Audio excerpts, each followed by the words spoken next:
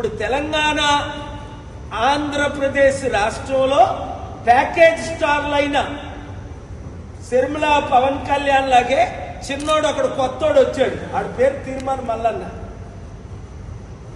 వాడి మీద అనేక రౌడీ సీటర్ కేసులు ఉన్నాయి.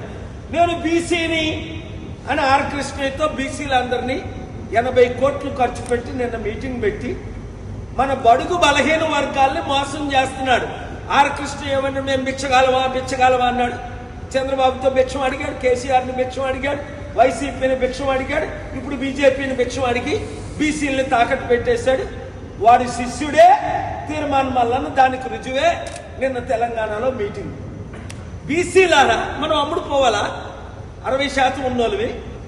నేనున్నాను కదా, ఎవ్వరికి అమ్ముడుపోని చిరంజీవిలాగా అమ్ముడుపోలేదు కాంగ్రెస్కి, పవన్ కళ్యాణ్ లాగా తెలుగుదేశం బీజేపీకి అమ్ముడుపోలేదు.